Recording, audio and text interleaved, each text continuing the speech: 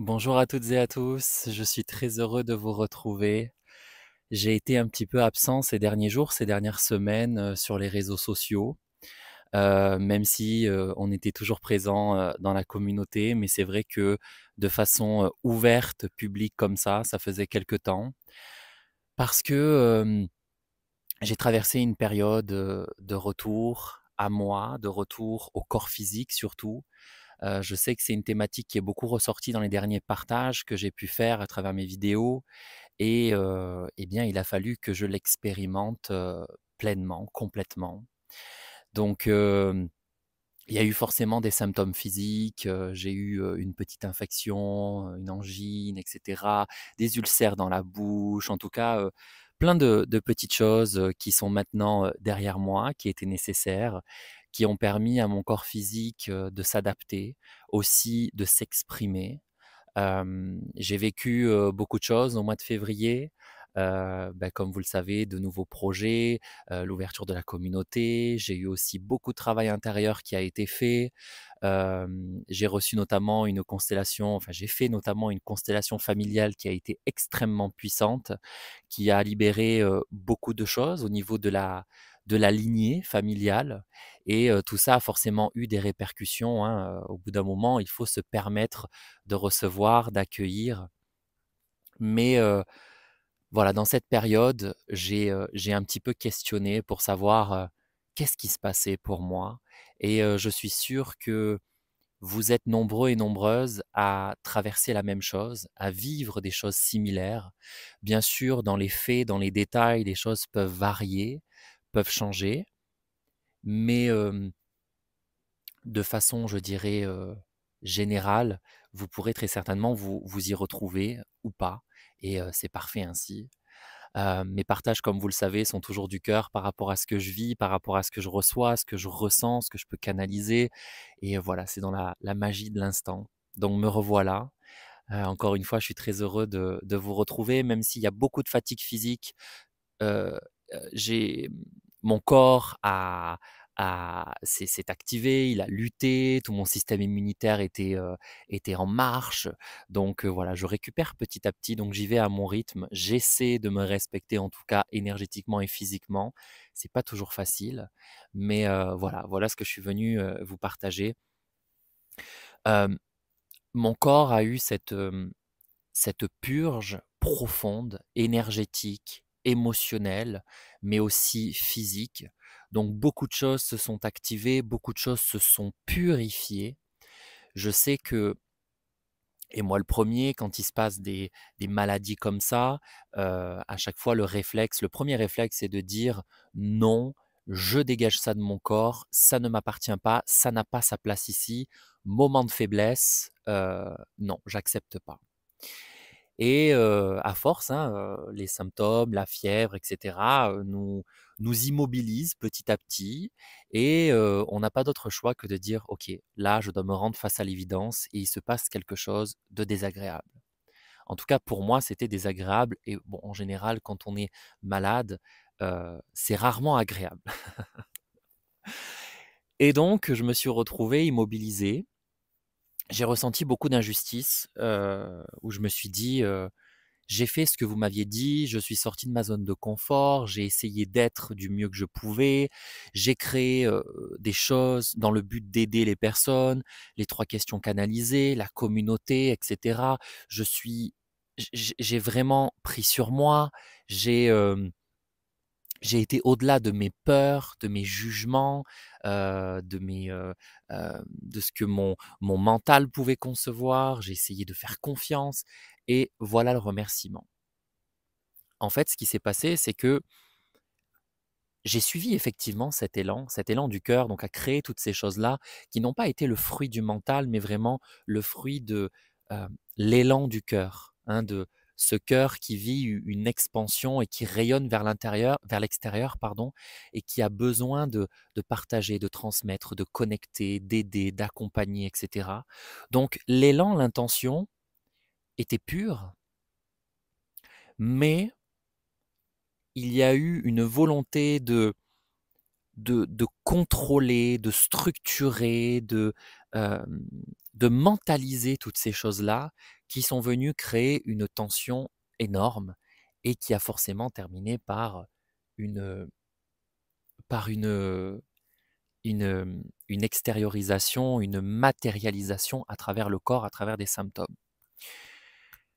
Ce qui s'est passé en fait à ce moment-là, c'est que je naviguais entre 2 lignes de temps un petit peu contradictoires. C'est-à-dire l'une où je commençais à me permettre d'être qui je voulais, qui j'étais à l'intérieur, d'être ce Sébastien qui suit l'élan du cœur, l'élan de la vie, l'élan de l'intuition, et que quand il a peur, il dit c'est pas grave, j'y vais, c'est le bon moment, je me fais confiance et je fais confiance au plan divin. Et en même temps, ce Sébastien qui était dans la réaction, dans OK, tout ça est en train de se passer, mais j'y crois pas. Il faut que je garde le contrôle, il faut que je fasse attention, il faut que je sois à la hauteur, il faut que je me préserve, il faut que je donne plus, il faut que...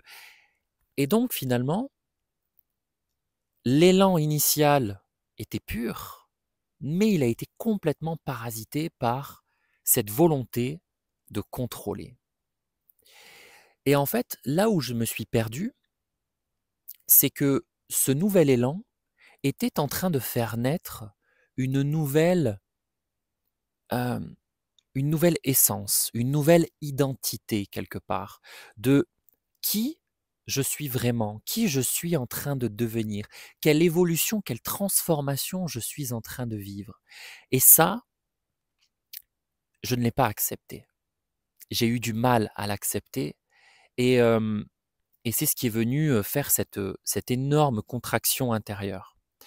Parce que si vous vivez vous aussi la même chose, il est très probable qu'en ce moment, vous êtes en train de vivre une mort identitaire, une perte identitaire. C'est-à-dire que cette ancienne version de nous-mêmes est en train de mourir. Et c'est pour ça que ça crée de la frustration, de la tristesse, parfois de la nostalgie, un manque de motivation, un manque d'énergie. C'est un peu comme si on était dans une forme de deuil de soi, de deuil de cette personne que l'on avait conceptualisée, de cette personne que l'on souhaitait être, que l'on souhaitait devenir, et qui finalement ne pourra pas. Parce que cette personne, elle était uniquement le fruit de notre mental, de notre ego, de notre perception, de notre jugement, et d'une volonté qui n'était pas forcément, enfin, qui n'était plus alignée avec notre essence intérieure. Et cette perte d'authenticité fait que, on est obligé de laisser mourir ça. On n'a pas d'autre choix. Ce sont, les énergies qui nous habitent en ce moment, ce sont les énergies dans lesquelles nous vivons, dans lesquelles nous avons accepté de nous incarner et donc on doit accepter, même si c'est parfois difficile, cette évolution, cette transformation. D'une façon plus globale, ce que je viens de recevoir, c'est que on sait toutes et tous incarnés dans cette période de profonde transformation pour l'humanité. On sait que ça ne va pas se passer du jour au lendemain. C'est quelque chose qui a commencé déjà il y a quelque temps et qui va se terminer dans des dizaines d'années, voire même des siècles, parce que ça va être une évolution permanente et constante. Et donc, si on s'est incarné dans ce point de bascule-là, c'est aussi pour venir vivre, intégrer, accepter et accueillir toutes ces énergies de transformation, de transmutation, de deuil et de renaissance, de deuil et de renaissance, de deuil et de renaissance. Je le répète plusieurs fois parce que c'est vraiment important de l'intégrer. Ce n'est aucunement une punition, nous ne sommes pas perdus, nous sommes en train de nous adapter à un environnement, un monde, un univers qui est en constante évolution, en constante transformation. Et nous, on est quelque part invités et presque obligés à suivre le rythme. Et ce qui se passe, c'est que on a à l'intérieur de nous toutes ces programmations qui datent de siècles, de millénaires, où on a programmé cette humanité à à réfléchir, à avoir le contrôle, à anticiper, à préparer, à prévoir, quelque part à venir brouiller ce troisième œil, venir brouiller ce chakra couronne pour couper un petit peu cette connexion avec le divin et pour nous faire revenir vraiment dans la physicalité, la matérialité, euh, toutes ces choses-là en fait de notre monde physique. Donc cette perte identitaire, elle n'est pas, comment dire, elle n'est pas fatale. Elle invite simplement de la nouveauté. Alors, je sais, je l'ai vécu, je le vis, donc je sais que même moi, quand je prononce ces mots-là, je me dis oui, mais c'est tellement plus facile à dire qu'à faire. Mais chaque petit pas est important. Par exemple, moi de mon côté, je me rends compte que je sais ce que je ne veux plus, mais je ne sais pas ce que je veux. Je sais ce qui n'est plus aligné avec moi, ce qui m'épuise, ce avec quoi je ne suis plus en accord, ce que je ne veux plus voir dans ma réalité, ce que je ne veux plus vivre, mais à contrario, je ne sais pas qu'est-ce que j'ai envie de vivre. Alors oui, j'ai envie de suivre le flux, le flux divin de la vie. Oui, j'ai envie de me laisser porter. Oui, j'ai envie de cette nouveauté. Oui, j'ai envie d'évoluer. Mais en même temps, dans les faits, je manque encore d'énergie, je manque encore de visibilité, de clarté. Je manque encore de repères fiables et stables. Et ça, c'est épuisant. C'est épuisant parce qu'on a l'impression d'être constamment en train d'observer, de chercher, de comprendre. Et c'est pour ça qu'on a l'impression d'être constamment perdu et de chercher sa voie. Parce que on recherche cette lumière un peu comme quand nous sommes sur la plage et qu'on on regarde à l'horizon et on voit ce phare, on voit ces bouées lumineuses, on voit quelque part des repères, des boussoles dans cet espace qui nous paraît presque infini, qui nous paraît immense, qui nous paraît euh, sans limite. Et voir ces lumières nous rassure parce qu'on sait, ok, là-bas, il y a un phare, donc ça veut dire que la côte est proche, ça veut dire que l'eau n'est plus très éloignée de la terre. Là-bas, ok, si les bouées lumineuses sont là-bas, ça représente la zone de baignade autorisée. Donc ça veut dire qu'elles sont à peu près à 200, 300 mètres du rivage. Là-bas, ce sont des repères. Même si ce ne sont pas des choses précises ou que nous allons concrètement utiliser, parce que c'est pas parce que je vois ces bouées de limites de baignade autorisée que je vais forcément me rendre jusqu'à là-bas. Mais ce repère me fait du bien, ce repère me rassure, ce repère me, me contient dans cet espace où je me sens à mon aise, où je me sens protégé, en sécurité, où je me sens à ma place, dans mon espace. Et quand ces repères n'y sont pas, eh bien là, on a l'impression d'être un peu largué d'un avion ou d'un hélicoptère au milieu de l'océan. Et là, on se dit, ok, je vois rien. Dans quelle direction je vais? Et là, qu'est-ce qu'on fait? On panique. On panique. Alors que peut-être que pour l'instant, je ne vois pas parce qu'il y a un léger voile brumeux, mais que le rivage est juste là. Et donc, qu'est-ce que je fais? Je reste sur place et je m'épuise, je panique. Je vais dans tous les sens, je panique, je panique, je panique, je panique. Alors que finalement, si je me mets sur le dos et je fais la planche, je vais pas me noyer. Et peut-être même que les vagues vont me pousser et que bien plus rapidement que je ne le pensais, je serai proche du rivage, proche de la terre, proche de ce nouvel espace à découvrir. Et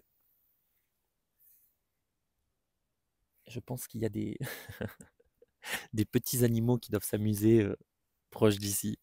Hem, En tout cas, je suis avec vous, je sais ce que vous traversez et nous sommes en train de faire le deuil d'une ancienne version de nous-mêmes. Tout n'est pas encore là pour nous dire qu'est-ce qui nous attend, qu'est-ce qui va se produire, de quelle façon. On n'a pas encore tous les repères, on n'a pas encore toutes les boussoles, mais s'écouter est déjà la première chose nécessaire à faire. Même si pour l'instant c'est juste je sais ce que je ne veux pas, mais je ne sais pas ce que je veux. Je pense qu'il doit y avoir une petite souris ou quelque chose comme ça qui est en train de s'amuser.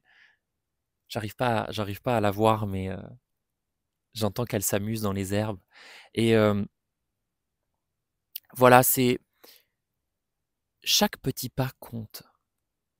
Même s'il nous paraît minime, même s'il nous frustre, même si on a l'impression que on pourrait faire plus ou qu'on devrait faire plus, on avance à notre rythme. On ne peut pas aller plus vite que ce que nous sommes capables de vivre. Quand nous vivons un deuil, chacun le fait à son rythme. Il y en a pour qui, sur le moment, ça va pas du tout se ressentir, mais il va y avoir un contre-coup plus tard. Il y a certaines personnes qui vont complètement s'écrouler avant de se relever.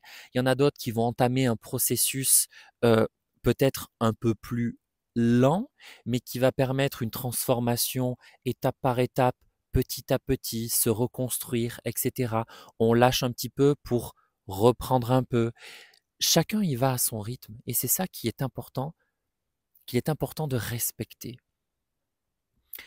On est perdu, on ne sait pas où on va, on est frustré, on est en colère, on est triste, on on comprend pas, le printemps arrive et on sent pas encore cette énergie de renouveau, de renaissance. C'est pas grave, OK? Les choses se placent à leur rythme et tout va se placer petit à petit, tranquillement, ne vous inquiétez pas. Voilà les amis, j'espère que ce partage, vous aidera. Je viens de publier le planning du mois de mars au sein de la communauté, le cercle d'ascension. Communauté qui, merci infiniment parce qu'elle m'apporte autant que ce que je peux donner. Merci à toutes les personnes qui font partie de ce cercle, qui partagent, qui sont présents avec leur cœur, avec leur bienveillance, avec leur énergie. Pour le mois de mars, on aura une semaine entière de reconnexion à soi. Donc pendant 7 jours, chaque jour, une vidéo avec une thématique, des exercices, des explications avec comme objectif final de reconnecter pleinement à soi en 7 jours, en une semaine. Événement spécial dans la communauté. Donc, si le cœur vous en dit, si vous souhaitez vivre cette expérience avec nous, n'hésitez pas à nous rejoindre. Et puis, quant à moi, je vous dis à très bientôt pour de nouvelles vidéos et de nouveaux partages. Je vous embrasse très très fort. Croyez en vous, croyez en nous, croyez au plan divin. Je vous embrasse, je vous aime et à très bientôt.